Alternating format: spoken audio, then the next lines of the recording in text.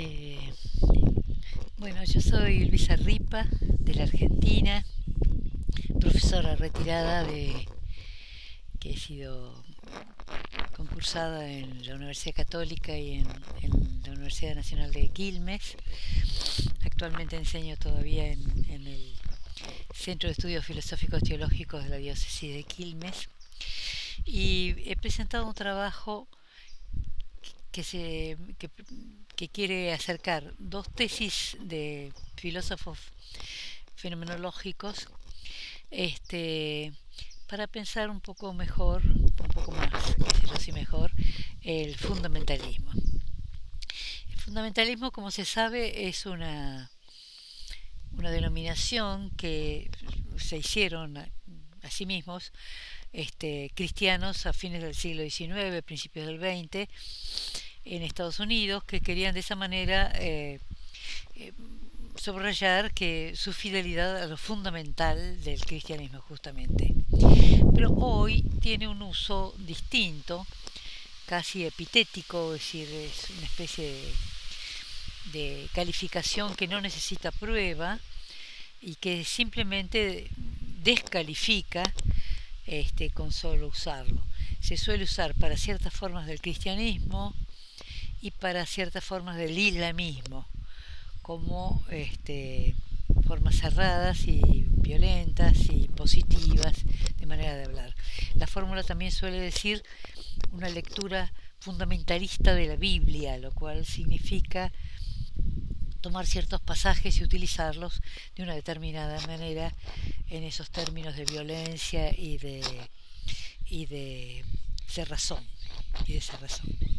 Los textos que yo quería acercar son un texto de Guardini a fines de los años, inicio de los 40, en su libro El mundo y persona, y textos del año 78 de la filosofía de la religión de Bernhard Welte. En el caso de Guardini, él lo que trabaja es a partir del Salmo 138, lo que trabaja es la relación entre la creación, la relación entre Dios y el hombre, a partir de lo que sería el gesto de la creación. Fundamentalmente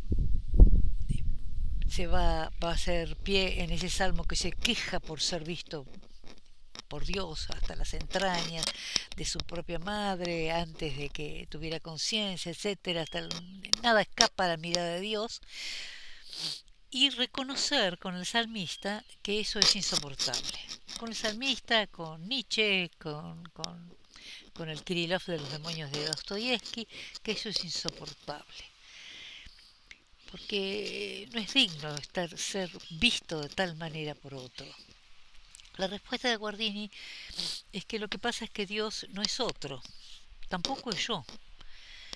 Dios es Dios. Para el caso de Dios no hay categoría, no hay nombre, porque el vínculo es único y especial. ¿Y en qué consiste ese vínculo? En la diferencia de lo que Guardini dice: para todas las cosas que Dios hizo, las hizo mediante su mandato, como un gesto de poder. Pero en el caso de la creación humana, lo hace mediante un llamado, por el propio nombre. Ese es un gesto por el cual Dios pone todo en el hombre y sin embargo lo hace con respeto. ¿En qué consiste ese respeto? En lo que él ya había dibujado en la relación interpersonal. Lo esencial de la relación interpersonal para Guardini, que está aquí como esencial metafísico, es un retroceso. De manera tal que no es una relación yo-tú, sino que es una relación en que el que retrocede se abre como un posible tú para que el otro pueda decir con toda dignidad yo. Esto metafísicamente es lo que Dios hace. Dios se pone en posición de un tú posible del hombre para que el hombre pueda con tanta dignidad y con tanta responsabilidad decir yo. Este es el texto de Guardini que quería rescatar. En el caso de Welte, él hace una preciosa filosofía de la religión a partir de unas tesis generales sobre la filosofía, y lo que hace Belte es, después de recorrer la posibilidad de lo que significaría ese fenómeno religión, reconocer algunos abusos de la religión. ¿Qué quiere decir con esto de los abusos? Quiere decir que hay fenómenos que se dicen religión y que no son religión, que han dejado de serlo porque no tienen ya esa condición de fe y confianza, de entrega en la divinidad, sino que hoy tienen otras cosas, aunque sigan llamándose de esa manera. Uno de los abusos es la multiplicación vacía, que se da fundamentalmente en la liturgia, donde dice Belte hay una priorización de la cantidad respecto de la cualidad. O sea, hay cada vez más figuras, más ritos, más leyes y demás, pero no hay fe. Esa es una de las formas. Las otras dos formas son las que nos interesan a nosotros para el fundamentalismo. Una es la ideología. La ideología es el gesto de poner el ansia y la necesidad y el ansia desorbitado de poder por encima de la fe. Aquí se hace un uso ideológico de todo lo que es religioso como forma de asegurar el propio poder. Esto nos es conocido y justamente algunas de las formas de fundamentalismo tienen que ver con esto, tanto históricamente, todas las formas de colonización que se han hecho en nombre de Dios y de los dioses, como actualmente la presidenta Áñez en Bolivia se instala con la Biblia en la mano y la cruz en la mano, es decir, son usos ideológicos de la fe y de los textos sagrados. Pero lo que es más interesante, a mi manera de ver, es lo que él llama el abuso del fanático. El fanático, que usualmente ha sido descrito como un exceso de fe, alguien que pone demasiado en términos de fe cosas que no lo son.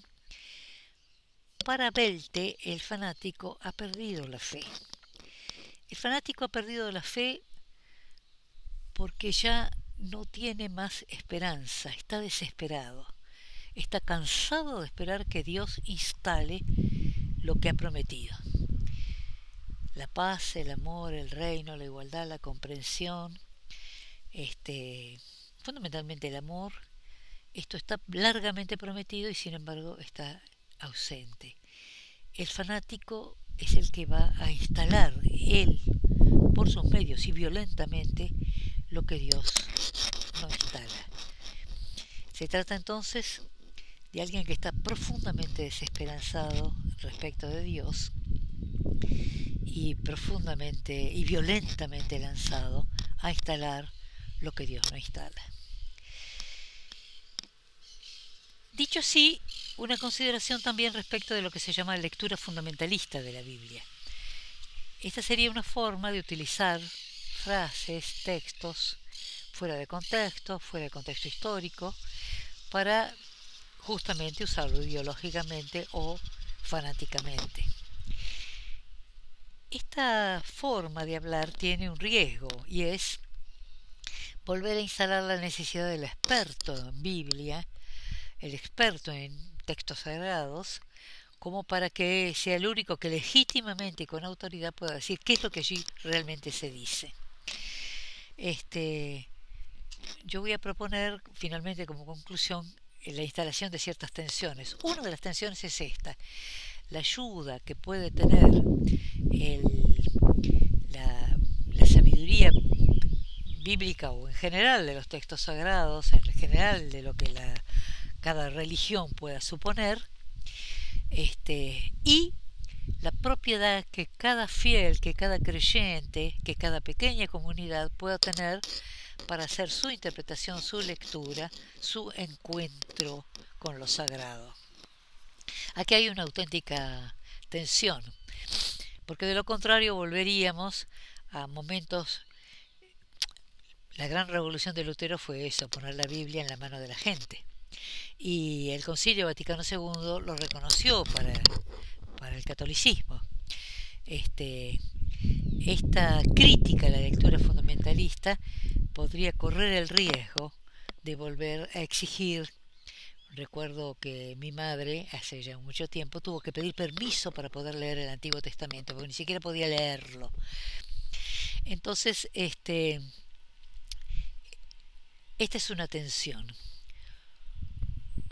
Otras tensiones tienen que ver con la cuestión del fundamento del fundamentalismo. Reconocer que en esta figura exorbitada, en esta figura que es absolutamente desconocidora del derecho y del bien de los demás, alienta una, un rasgo divino profundo que es ese respeto. Solamente porque Dios respeta de tal manera, el fundamentalista puede ser lo que es.